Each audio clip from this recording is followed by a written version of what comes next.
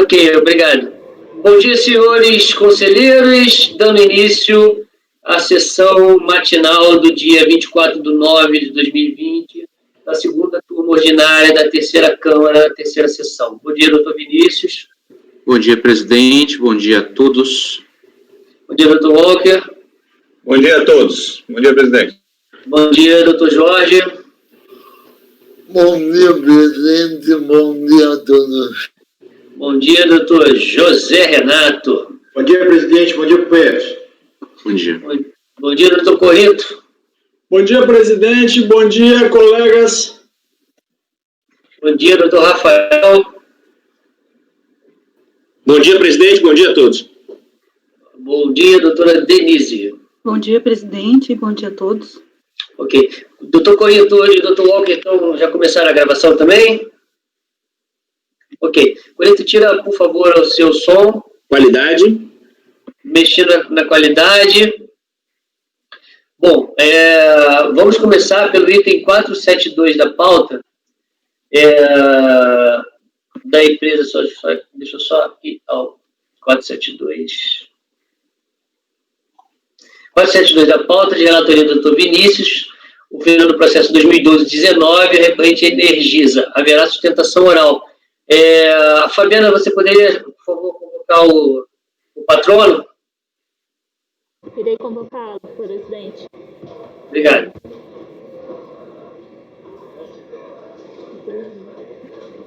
Item 472 da pauta, doutor Leandro, seu processo será julgado agora. Por favor, verificar a mensagem privada no chat. Item 472 da pauta, doutor Leandro, seu processo será julgado agora. Por favor, verificar a mensagem privada no chat. Por favor, você copia e cola lá no Google Chrome, tá?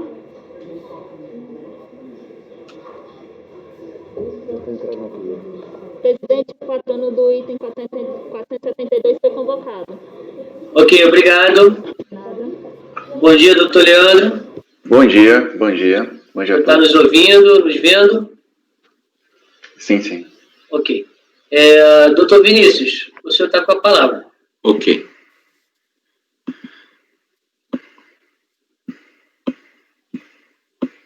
O presente processo versa sobre declarações de compensação transmitidas por meio de Perdecomp, nas quais o interessado indicou crédito de PIS e COFINS decorrentes do processo judicial número tal, que transitou em julgado com parcial procedência do pedido, entre aspas, devendo os valores efetivamente devidos serem apurados quanto ao PIS, com base na Lei 9.715, até a vigência da medida provisória 6602, e quanto a COFINS, nos termos do artigo 2º da Lei Complementar 7091, até a vigência da medida provisória 13503.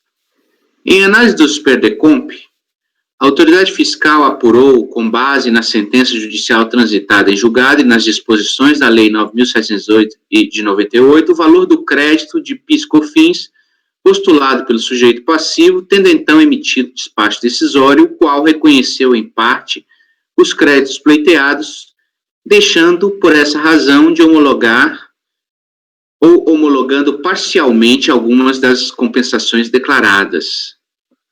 Contra a decisão administrativa, o sujeito passivo apresentou manifestação de inconformidade, cujas alegações foram descritas de forma precisa pelo relatório do aresto recorrido.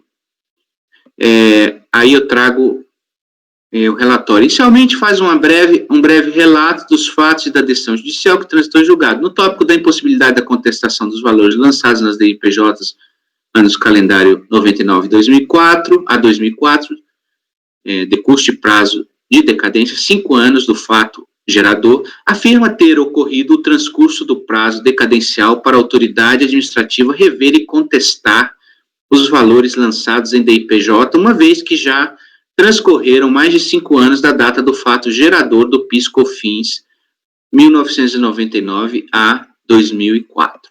Assevera que lhe foi assegurado direito à compensação do pagamento a maior de PIS/COFINS sobre as receitas financeiras originalmente tributadas, não cabendo à fiscalização a verificação da base de cálculo das contribuições depois de decorrido mais de 5 anos do fato gerador dessas contribuições. Afirma que o despacho decisório atuou como se estivesse investido de poderes para proceder ao lançamento de ofício de PIS/COFINS, desconsiderando sentença judicial e procurando, por vias tortas, constituir um novo crédito tributário.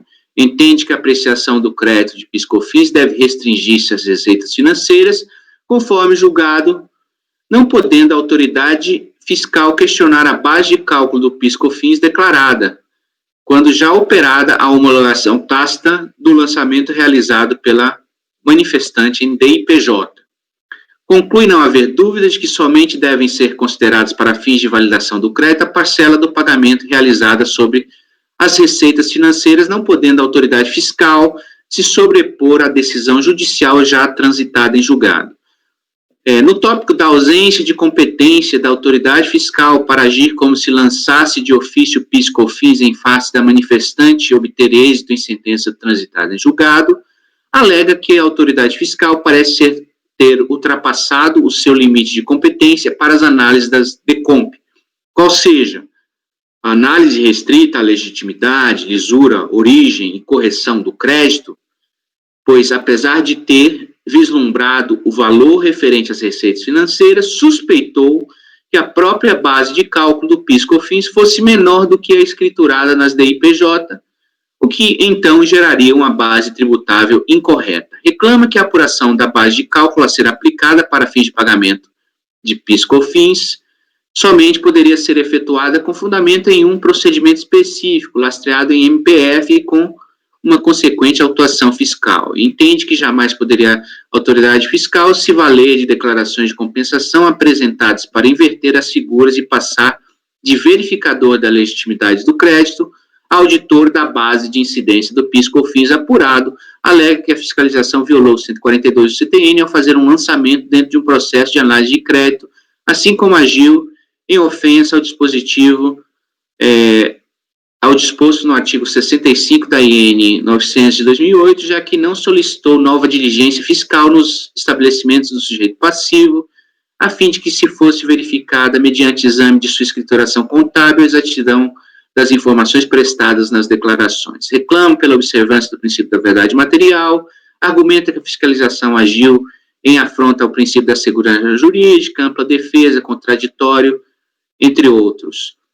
No tópico da liquidez e certeza do crédito, objeto das declarações de compensação, pagamento a maior PIS/COFINS sobre receitas financeiras, decisão judicial transitada e julgada, manutenção e conteste do valor constante da DIPJ de 99 a 2005, aduz que as planilhas elaboradas pelo fisco apresentam inúmeras inconsistências, principalmente no que tange à base de cálculo das contribuições. Reclama que a diferença no que tange à base de cálculo declarada deveria ter sido arguída em momento oportuno, não cabendo ao fisco, após transcorrido o prazo decadencial, se sobrepor à sentença e utilizar a análise de direito creditório para apurar nova base de cálculo do PIS e da COFINS. Alega ainda que o fisco equivocou-se ao elaborar as planilhas relativamente aos valores declarados, pois a autoridade fiscal não observou a quantia declarada nas respectivas DIPJ, informando valores incorretos, como, por exemplo, nos meses de fevereiro e março de 99, relata que,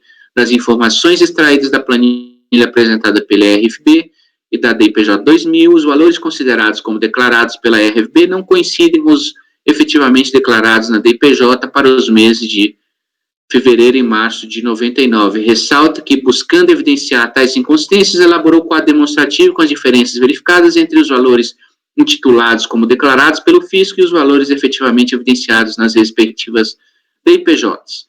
Diz que o montante declarado nas DIPJ é superior ao considerado pela autoridade fiscal, situação que demonstra a total incongruência na planilha apresentada e levada a efeito para fins de validação do crédito deferido.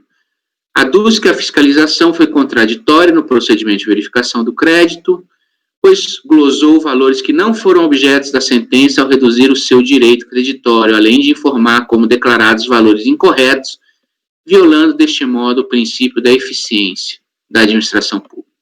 Requer que seja determinado o arquivamento do feito, impondo o retorno do mesmo à origem para que a Receita refaça todos os cálculos pertinentes as compensações em voga, protesta em homenagem ao princípio da verdade material pela posterior produção de todos os meios de prova, em especial a prova documental suplementar, bem como a eventual realização de diligência fiscal. Apreciando a manifestação de inconformidade, a DRJ em Curitiba negou o provimento. Inconformado, o sujeito passivo interpôs recurso voluntário, no qual ratifica os argumentos trazidos na manifestação, sustentando em síntese, em preliminar, a decadência do direito do fisco rever a base de cálculo. Número 2, de preliminar, a incompetência da autoridade fiscal para promover, sem procedimento específico, a revisão da base de cálculo. No mérito, a existência de certeza e liquidez dos créditos pleiteados e a necessidade de realização de diligência para desconstituir os valores considerados pela fiscalização. Esse é o relatório.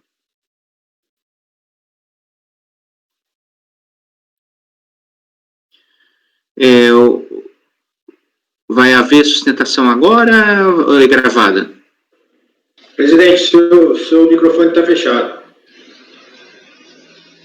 Desculpa. Tem que desistir de fechar meu microfone. Eu tenho que mantê-lo aberto, não tem jeito. A sustentação sim, doutor Vinícius, desculpa. E não é gravado, é ao vivo. Ok. Videoconferência. Doutor, são 9 horas e 31 minutos, o senhor tem 15 minutos regimentais, o senhor está com a palavra, doutor. Ok. Bom dia, presidente. Bom dia, seu conselheiro relator e demais conselheiros, jogadores. Falo em nome da Energisa Paraíba. E o caso trata de recurso voluntário que objetiva a reforma de acórdão que julgou a acórdão da RJ, que manteve a não homologação de parte das compensações realizadas com crédito de pagamento indevido a maior de PIS e COFINS nos anos calendário de 1999 a 2004. E crédito esse que foi reconhecido por decisão judicial já transitada em julgada em ação com numeração especificada nos autos. E de início se tem que o fisco não pode rever, no ano de 2012, as bases de cálculo de PIS e COFINS declaradas nas DIPJs de 1999 a 2004. Essa é a realidade dos autos, na medida em que já havia transcorrido o prazo decadencial de 5 anos de que dispunha para realizar a homologação da operação realizada. Isso seja nos termos do parágrafo 4º do artigo 150 do CTN ou do inciso 1 do artigo 173, também do CTN. Pelas duas formas de contagem, já se observa que o prazo decadencial já transcorreu. E a apreciação da existência do crédito, discutido nesses autos, ela deveria se restringir às receitas não decorrentes das atividades, como as receitas financeiras, conforme foi decidido na ação judicial especificada nos autos. Não podendo a fiscalização tributária questionar a base de cálculo das contribuições declaradas pela recorrente no período fiscalizado, a fim de reduzir o saldo passível da compensação, quando já havia ocorrido a homologação tácita, conforme dito anteriormente. O que se sustenta, propriamente, é que o fisco já possuía as informações desde 1999 a 2004, referentes às bases de cálculo das contribuições do PIS e da COFINS. Desde então, já havia um subsídio nas mãos do fisco para realizar e questionar eventuais divergências de valores informados na DIPJ para os anos base fiscalizados. Como não fez dentro do prazo decadencial previsto para revisão do lançamento da recorrente, não pode querer revisitar essas informações após o transcurso do prazo temporal de 5 anos previsto no CTN, seja para limitar, e devendo assim limitar a sua análise, a verificação dos recolhimentos das contribuições sobre as receitas financeiras que dão origem ao crédito discutido. E o que se discute, no caso, é o prazo para que a fiscalização dispõe para discordar de qualquer lançamento efetuado pelo contribuinte, independentemente da sua consequência. Isto é, que este prazo não seja indefinido e perpétuo, sob pena de violação à segurança jurídica, os princípios mais basilares que apoiam a atividade do contribuinte. Além disso, a fiscalização tributária, no nosso entendimento, ultrapassou a sua competência funcional para analisar a DECOMP. Isso porque a revisão da base de cálculo do PIS e da COFINS, promovida pela fiscalização, ao analisar o crédito habilitado, somente poderia ter sido efetuado por meio de um procedimento administrativo específico, lastreado em mandado de procedimento fiscal, com uma consequente atuação, caso identificasse divergência. E ao se valer da DECOMP para inverter as figuras e passar de verificador da legitimidade do crédito a auditor da base de incidência das contribuições, a fiscalização efetuou indevidamente um procedimento equiparável ao lançamento de ofício, que é objeto do artigo 142 do CTN, mas isto dentro de um processo de análise de crédito, o que, no nosso entendimento, viola, sim, não só esse dispositivo legal, como também os princípios da segurança jurídica, ampla defesa, contraditório, devido processo legal. A fiscalização também, no nosso entendimento, ofendeu o artigo 65 caput da Instrução Normativa da Receita Federal, número 900 de 2008, eis que não solicitou nova diligência fiscal nos estabelecimentos da recorrente para confirmar, verificar, mediante exame da sua escrituração contábil e fiscal, a exatidão das informações prestadas nas suas declarações. Uma vez apurado suposta diferença ou divergência no montante declarado nas DIPJs do período fiscalizado, por intermédio dos balancetes, caberia obrigatoriamente a realização de uma nova diligência específica para que fossem sanados tais equívocos, bem como para que fosse oportunizada a recorrente a correção de eventual erro nos seus lançamentos contábeis. Isso é observância do princípio da verdade material, o qual equivale à necessidade intrínseca de verificação de toda a documentação ou suporte para o exaurimento de quaisquer dúvidas ou obscuridades contrárias ao direito do contribuinte. No mérito propriamente dito, a recorrente demonstrou que se a fiscalização tivesse focado no objeto da decisão judicial, que concedeu à recorrente o direito de compensar os pagamentos a maior de PIS e COFINS sobre as receitas financeiras, não decorrentes de sua atividade, as receitas não operacionais, por um simples cálculo, ou seja, a aplicação da alíquota do PIS e da COFINS sobre a totalidade das receitas financeiras, se constataria a validade dos valores que compuseram o direito creditório declarado pela recorrente.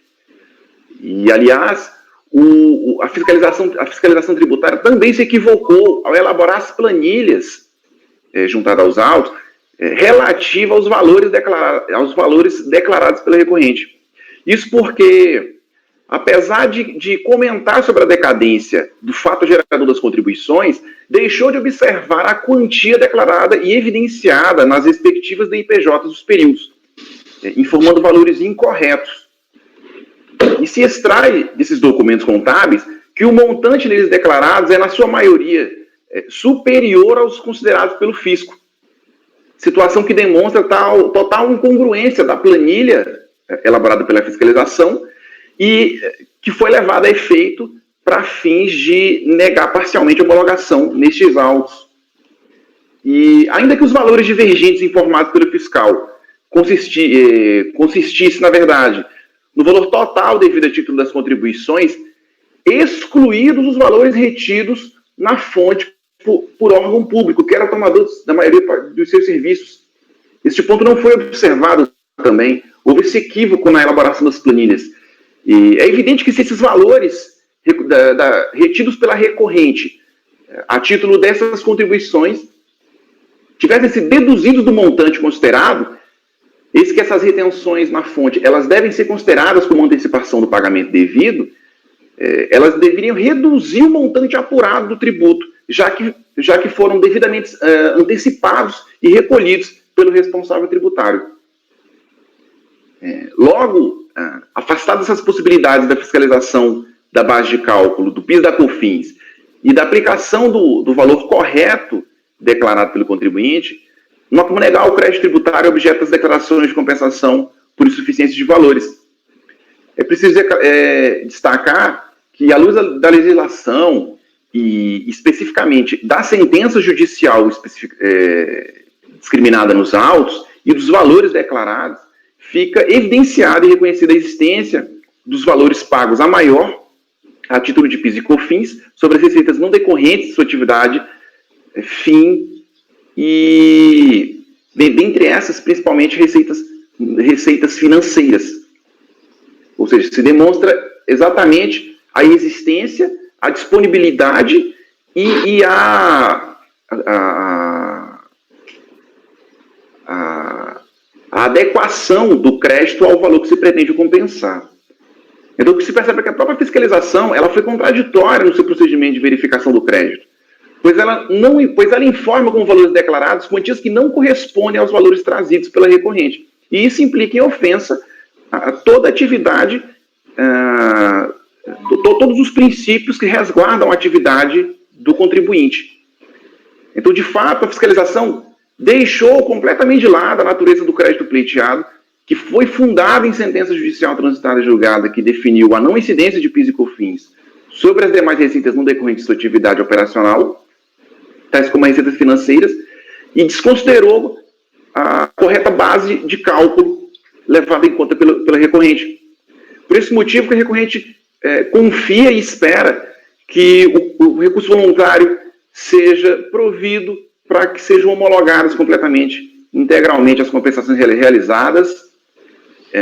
Subsidiariamente, se pede a conversão do julgamento em diligência para que seja realizada a efetiva análise documental de todo o acervo trazido pela contribuinte para se verificar a legitimidade, a disponibilidade e a suficiência dos créditos utilizados nessa operação.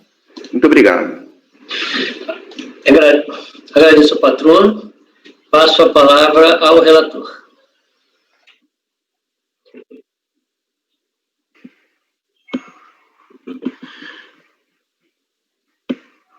O recurso é tempestivo e preenche os demais pressupostos e requisitos de admissibilidade para julgamento por esta turma. As questões controversas são essencialmente as seguintes. Número 1, em preliminar, a decadência do direito do fisco rever a base de cálculo do PIS/COFINS. Número 2, de preliminar, a incompetência da autoridade fiscal para promover, sem procedimento específico, a revisão da base de cálculo do PIS/COFINS. Item 2, no mérito. Número 1, a existência de certeza e liquidez dos créditos pleiteados. Número 2, a necessidade de realização de diligência para desconsideração dos valores considerados pela fiscalização. Tratando das preliminares. A recorrente sustenta que a autoridade fiscal reviu indevidamente as bases de cálculo declaradas na DIPJ nos anos de 99 e 2004, após ultrapassado o prazo decadencial de 5 anos. O prazo decadencial para os referidos anos teria expirado há mais de 2 anos da data em que foi exarado o despacho decisório, tanto considerando o prazo do artigo 150, parágrafo 4º, como aquele do artigo 173, inciso 1, ambos do CTN. Nesse contexto, a recorrente afirma que a autoridade fiscal deveria restringir sua análise aos recolhimentos do PIS/COFINS sobre as receitas não operacionais, dentre as quais as receitas financeiras, conforme sentença judicial transitada em julgado, não podendo questionar as bases de cálculos das contribuições declaradas nos anos de 99 a 2004, com vistas à redução do valor do crédito de compensação, quando já ocorrida a homologação tácita do lançamento realizado pela recorrente.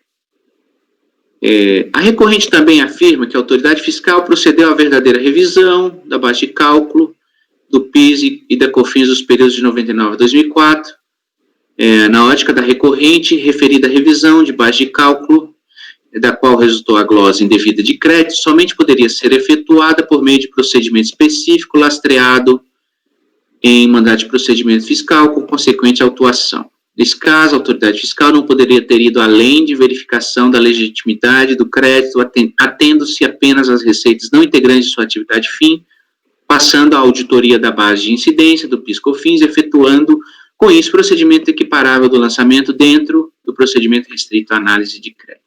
Segundo a recorrente, o procedimento fiscal violou o princípio da verdade material, segurança jurídica, ampla defesa, contraditório e devido processo, pois, em procedimento de análise de crédito, decorrente de decisão judicial, acaba por desconsiderar as bases de cálculo declaradas em IPJ, ultrapassando os limites de sua competência, realizando na prática um lançamento fiscal de crédito tributário por via torta e incabível. Nesse caso, teria havido violação ao 142 do CTN e ao artigo 9º do Decreto 70.235.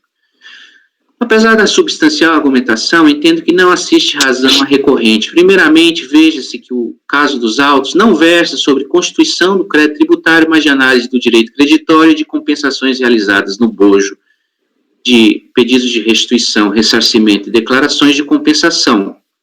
A estes casos, não há que se falar nos prazos decadenciais previstos no artigo 150, parágrafo 4º, e no artigo 173, ambos do CTN, uma vez que aqueles limites temporais se aplicam exclusivamente aos casos de lançamento tributário. É da natureza dos processos de restituição, ressarcimento e compensação a análise por parte do fisco da existência e extensão dos créditos postulados, atividade absolutamente distinta daquela do lançamento de ofício. Nesse contexto, diversamente do que entende a recorrente, os prazos decadenciais previstos no artigo 150, parágrafo 4º, e artigo 173, inciso 1, ambos do CTN, não são aplicáveis ao procedimento de verificação do direito creditório nos pedidos de restituição, ressarcimento e declarações de compensação. Tal atividade de verificação não implica lançamento de ofício, ainda que dela decorra o não reconhecimento de créditos não comprovados. Em casos como o presente, deve-se aplicar regramento próprio dado pelo artigo 74 da Lei 9.430, o qual tem como fundamento os artigos 165 e 170 do CTN. Em outras palavras, aplica-se ao caso concreto o prazo de 5 anos contados da transmissão dos pedidos de restituição, ressarcimento e declarações de compensação, para que o fisco analise a legitimidade dos procedimentos efetuados pelo sujeito passivo. Observe-se que há normas claras que distinguem os institutos do lançamento e da análise de créditos no âmbito dos processos de restituição, ressarcimento e compensação. Tal arcabouço normativo traz regimes jurídicos próprios a tais institutos, estabelecendo de forma explícita quais prazos devem ser aplicados a cada um. Nessa linha de entendimento, vejam-se, por exemplo, os acórdãos números 9303005788, 9303008224, cujas emendas seguem transcritas. Aí eu cito aí os acordos. Como se constata, as análises de crédito no contexto de pedidos de restituição, ressarcimento e declarações de compensação sujeitam-se a regramento próprio dado pelo artigo 74 da 9.430, sendo inaplicáveis nesses exames os prazos decadenciais previstos no artigo 150 e artigo 173 do CTN. Naturalmente, na análise das declarações de compensação, o fisco estará sujeito ao prazo previsto no artigo 74, parágrafo 5º da Lei 9.430. Se, dentro dos 5 anos contados da apresentação da DECOMP, não houver uma decisão administrativa, a declaração será homologada tacitamente com extinção definitiva do débito compensado. No caso concreto, a primeira declaração de compensação foi transmitida em 30/11/2010. Já a ciência do despacho decisório se deu em 4/5/2012, ou seja, antes do exaurimento do prazo normativamente previsto para que ocorresse a homologação tácita. Assim, o fisco procedeu à análise do direito creditório e das compensações dentro do prazo de 5 anos da apresentação das declarações, afigurando-se absolutamente escorreito o procedimento fiscalizatório. Saliente-se que, no âmbito de pedidos de restituição, ressarcimento e declarações de compensação, é dever da autoridade tributária a apuração da certeza e liquidez do crédito pleiteado, lançando mão, para tanto, de análise de todos os elementos necessários, incluindo documentação contábil fiscal do sujeito passivo, a fim de apurar, pela contraposição de débitos e créditos, o saldo credor passível de reconhecimento. Nesses casos, é da própria natureza da análise fiscal do direito creditório o confronto de débitos e créditos em determinado período, para se aferir a existência e a extensão do crédito postulado. Naturalmente, tal exame de débitos e créditos não implica a constituição do crédito tributário pelo lançamento, representando tão somente mera apuração do direito creditório postulado pelo sujeito passivo. Sem a necessária análise de débitos e créditos, não há como apurar a certeza e liquidez do crédito deduzido, desnaturando a própria natureza da apreciação administrativa das compensações declaradas pelos sujeitos passivos, fato que implicaria sérias distorções na prática. Na mesma linha desse entendimento, o aresto recorrido se manifestou de maneira irretocável sobre a legitimidade do procedimento fiscal de análise dos créditos da recorrente. Aí eu cito parte da decisão da DRJ. Pulando essa citação aí, são precisos fundamentos acima transcritos de maneira que os adote como razões complementares de decidir. Como bem assinala a decisão recorrida, o procedimento adotado pela fiscalização foi correto, atendo-se aos limites legais e de decisão e da decisão judicial, não representando qualquer violação a princípios legais ou constitucionais. A partir dos elementos e informações apresentadas pelo sujeito passivo, a fiscalização procedeu à análise do direito creditório postulado, cotejando, para tanto, débitos e créditos para, ao fim, apurar a existência e a extensão do crédito em típico exame de regularidade das compensações efetuadas, exercitado nos limites do poder-dever da administração tributária. Obstar, nesse caso, o escrutínio, não o lançamento, sublinhe-se novamente, o escrutínio do valor do tributo devido representaria a amputação do poder-dever da administração de analisar a certeza e liquidez do próprio direito creditório postulado. Exame este que, pelos princípios da supremacia do interesse público e da indisponibilidade do crédito tributário, compreende a averiguação dos créditos e também dos débitos, inclusive da base de cálculo e alíquota aplicada, quando necessário, com base nos elementos contábeis fiscais pertinentes, restringindo-se tal análise ao prazo de 5 anos contados da transmissão das declarações de compensação. Na esteira de tal entendimento, há várias decisões do CAF, entre as quais, por exemplo, o acórdão tal 3302.002.173, julgado em 26/6/2013, o qual reconheceu por unanimidade de votos que é inerente à análise de pedidos de restituição, ressarcimento e declarações de compensação o exame não somente do crédito, mas também os aspectos da obrigação tributária. Tal decisão serviu a propósito como um dos precedentes para a edição da súmula CARF 159 a seguir transcrita. Não é necessária a realização de lançamento para a glosa de ressarcimento de PIS, PASEP e COFINS não cumulativos, ainda que os ajustes se verifiquem na base de cálculo das contribuições. Desse modo, pelos argumentos acima expendidos, é que se refutar a alegação da recorrente de que a glosa de crédito deveria ter sido realizada por meio de procedimento específico que a autoridade fiscal teria realizado por via torta, incabível, verdadeiro lançamento sem necessário mandado de procedimento fiscal. Como já explicado, a análise do direito creditório não se confunde com o lançamento. E, no caso concreto, o procedimento adotado pela fiscalização foi de simples apuração do direito creditório alegado pela recorrente. Por óbvio, não houve extrapolação da competência por parte da autoridade fiscal, uma vez que ela se ateve à aferição da certeza e liquidez do crédito, confrontando para cada período de crédito invocado a sua existência e extensão em face dos débitos do respectivo período, em procedimento inerente à análise de direito creditório. Observe-se que, neste caso, não houve qualquer autuação por parte do fisco com relação à suposta revisão de débitos do período de 99 a 2004. Lembre-se, a propósito, que uma autuação constituiria a diferença de tributo devido e ainda multa e juros, fato não verificado no caso dos autos, razão pela qual os argumentos de incompetência da autoridade fiscal e de necessidade de MPF se mostram improcedentes. Em suma, entendo que não há qualquer extrapolação por parte da autoridade fiscal da decisão judicial ou violação de qualquer norma jurídica, regras e princípios, entre os quais aquelas regras do artigo 142, artigo 9º da Decreto 70.235, e os princípios da verdade material, segurança jurídica, devido processo legal, entre outros. Poder dever da fiscalização de apurar a certeza e liquidez do crédito postulado se desenvolveu sem qualquer mácula dentro dos limites normativos. Aqui eu poderia citar ainda uma súmula que um repetitivo que a gente costuma usar, que é aquele repetitivo do STJ, e trata exatamente desses casos de apuração da certeza e liquidez. O Walker, eu acho que se lembra perfeitamente do número do acórdão. Você lembra, Walker, de cabeça? Não lembra, né? Então, aqui eu posso, inclusive... Não, realmente eu lembro desse repetitivo, é aquele que fala exatamente da inconstitucionalidade dos decretos, para você poder fazer a apuração do indébito.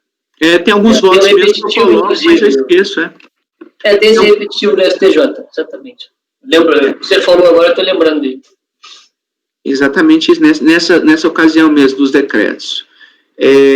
Então, essas são as preliminares. Eu posso passar para o mérito, ou vocês querem, ou julga preliminar, presidente? Não, passa para o mérito, eu acho que essa preliminar eu vou julgar junto com, vou colher os votos conjunto.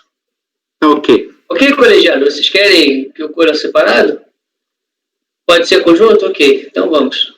No mérito, a recorrente defende, em síntese, a existência de certeza e liquidez dos créditos pleiteados e a necessidade de realização de diligência. Quanto à subsistência dos créditos, a recorrente argumenta que a autoridade fiscal deveria ter se restringido ao objeto da decisão judicial, a qual reconheceu o direito de compensação atinente aos pagamentos de PIS/COFINS sobre as medidas não decorrentes, sobre as receitas não decorrentes da atividade fim empresarial. Nesse caso, bastaria um simples cálculo para validar tal operação, qual seja a aplicação das alíquotas do PIS e da COFINS sobre a totalidade das demais receitas não decorrentes da atividade, tais como as financeiras, para se apurar os valores que compuseram o direito creditório declarado pela recorrente. Nesse contexto, não seria possível o questionamento das bases de cálculo do PIS/COFINS declarados em DIPJ.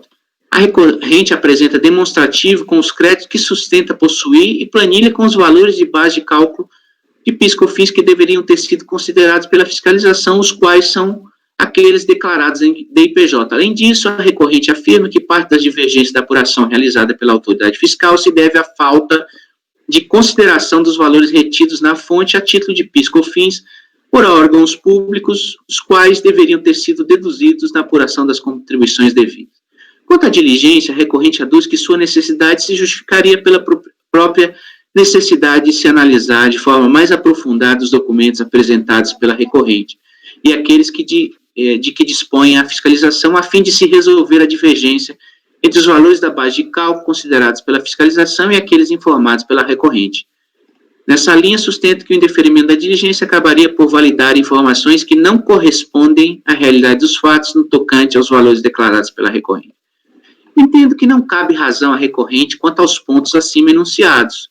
No tocante à divergência dos valores, compulsando as planilhas de apuração de base de cálculo, as folhas 416 a 421, as planilhas de apuração dos créditos da COFINS, as folhas 422 a 431, as planilhas de apuração dos créditos de PIS, as folhas 432, 439, as notas explicativas das planilhas de cálculo, as folhas tais, e os demonstrativos de compensação, as folhas tais, observa-se que a fiscalização, a partir da análise dos documentos contábeis apresentados pelo sujeito passivo, procede ao cálculo do direito creditório através do confronto dos valores declarados, devidos e recolhidos. Em tal procedimento fiscal, não há qualquer violação a normas jurídicas, quer regras ou princípios, nem tampouco afronta a decisão judicial.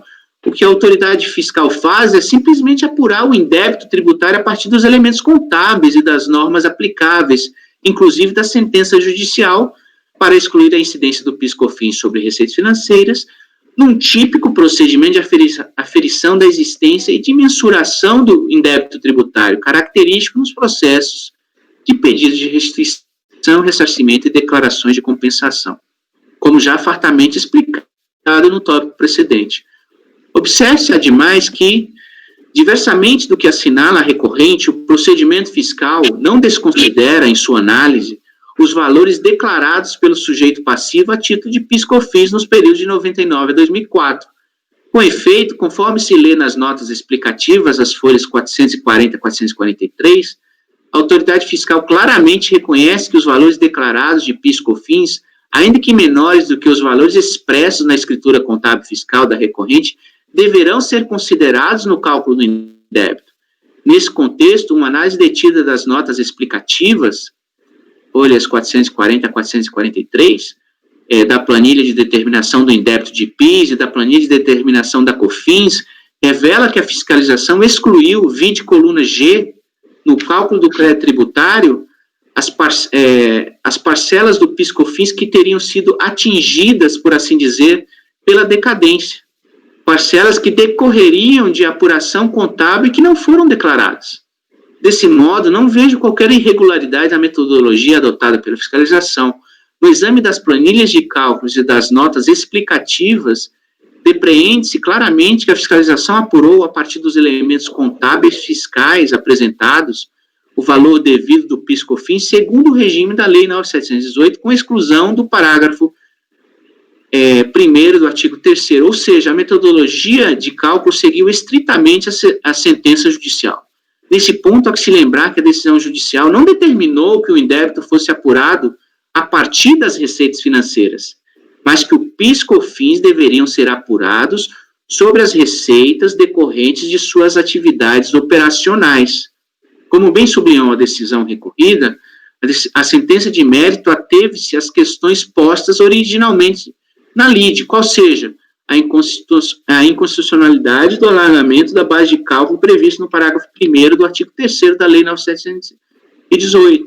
Por essa razão, a fiscalização apurou os valores devidos a título de PIS/COFINS, levando em consideração o regime determinado judicialmente, tendo o cuidado de não deduzir no cálculo do crédito apurado as parcelas daquelas contribuições que extrapolaram, na apuração pelos elementos contábeis, o valor declarado a título de PIS/COFINS, isto é, o valor apurado a maior na contabilidade foi desconsiderado pela fiscalização na hora de apurar o valor do crédito.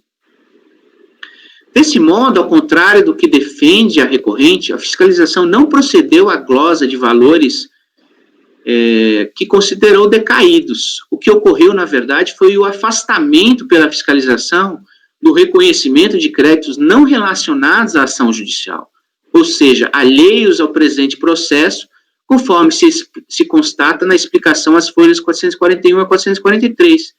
Esses créditos correspondem às parcelas declaradas a maior não relacionadas ao indébito tributário. Vide coluna C das planilhas de determinação dos indébitos de PIS/COFINS acima citadas. Registre-se, ademais, que a apuração fiscal levou em consideração os valores declarados em DCTF, ao invés dos valores declarados em DIPJ, a qual tem caráter meramente informativo, não tendo condão de constituir o crédito tributário. Aí, súmula CAF 92. DIPJ, desde a sua instituição, não constitui confissão de dívida nem instrumento hábil e suficiente para a exigência de crédito tributário nela informada. Assim, como bem assinalou Ares recorrido, os valores declarados em DIPJ não são base para aferição de qualquer erro na apuração realizada pela autoridade tributária. Nessa linha, a fim de demonstrar quaisquer divergências na apuração fiscal, a recorrente deveria ter juntado aos autos, desde a propositura da manifestação de inconformidade, elementos suficientes e necessários para comprovar suas alegações, em especial documentação demonstrando as bases de cálculo sobre as quais incidiram os recolhimentos realizados e a parcela em cada recolhimento de PIS/COFINS indevidamente incidentes sobre receitas não operacionais. Na verdade, na defesa da recorrente, não há qualquer demonstração de que o procedimento adotado pela fiscalização tenha abarcado indevidamente no valor do tributo devido parcela de PIS/COFINS sobre as receitas não operacionais.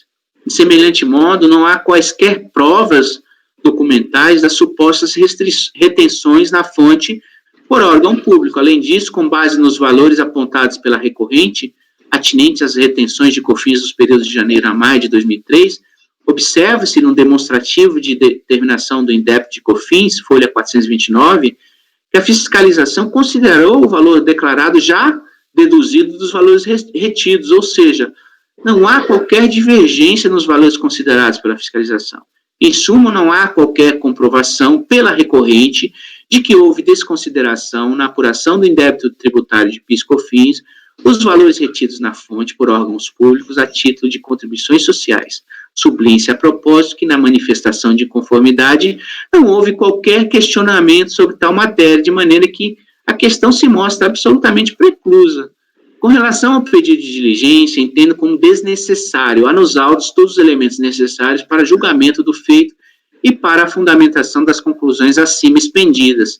Da análise dos elementos do processo, resta evidente qual a metodologia e quais as fontes documentais utilizados pela fiscalização para apuração do indébito tributário de PIS/COFINS, revelando-se escorreito impreciso o procedimento fiscal. Não há que se falar, portanto, em necessidade de aprofundamento de análise ou de suplementar a instrução probatória.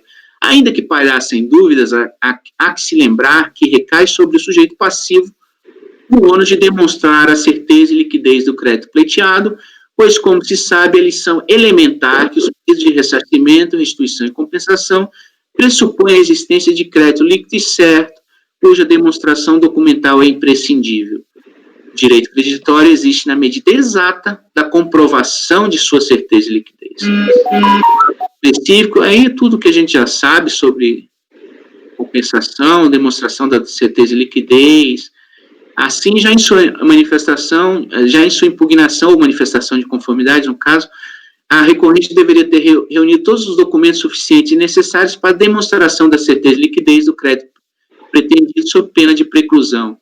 Apesar de não ter ocorrido nenhuma das exceções acima enunciadas, nem mesmo a recorrente se ocupou em demonstrar que tenha se verificado qualquer uma das hipóteses de juntada posterior de provas, analisei os documentos apresentados após a manifestação, chegando à conclusão de que não há provas suficientes para a comprovação das supostas inconsistências na apuração fiscal. Registre-se por oportuno que o pequeno erro no voto condutor do aresto recorrido, ao citar o valor declarado da COFINS na DIPJ, período de apuração de dezembro de 2000 como sendo de 1.049.000 ao invés de 1.088, não evidencia qualquer falta de análise aprofundada do caso concreto, nem justifica qualquer diligência. Na verdade, fica claro no trecho da decisão recorrida, que aborda a questão, que o colegiado de primeira instância expressamente adverte que os valores declarados na DIPJ são meramente informativos e incompletos para a determinação do indébito tributário, pois na DIPJ não há nenhuma informação quanto à extinção da parcela acrescentada no valor do débito,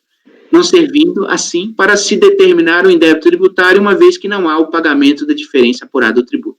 Nesse ponto, em nenhum momento a decisão recorrida utiliza os valores da DIPJ para qualquer análise, tendo apenas mencionado o valor apurado na DIPJ para exemplificar ou ilustrar a inviabilidade de se apurar o crédito por aquela declaração.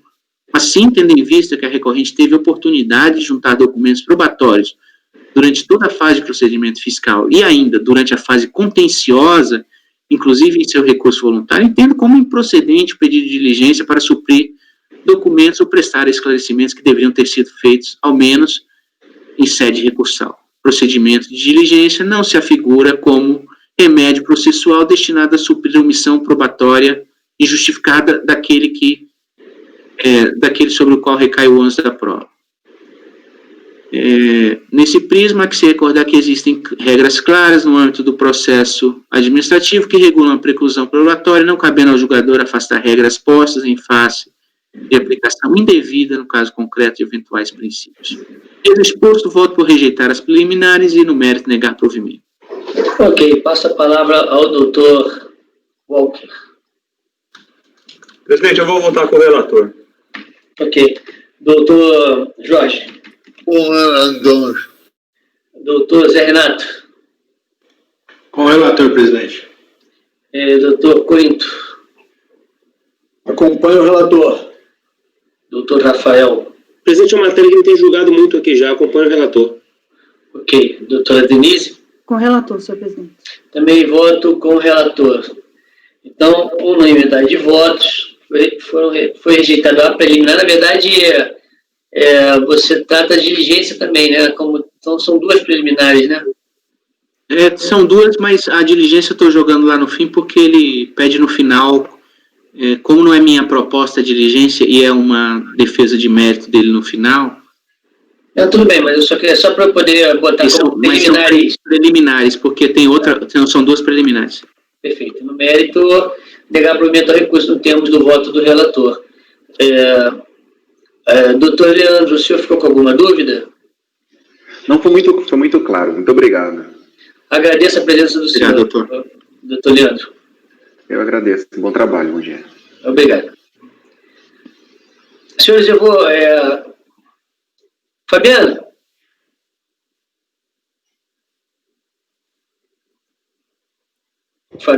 Oi, presidente. Você pode suspender a gravação, por favor? Ok.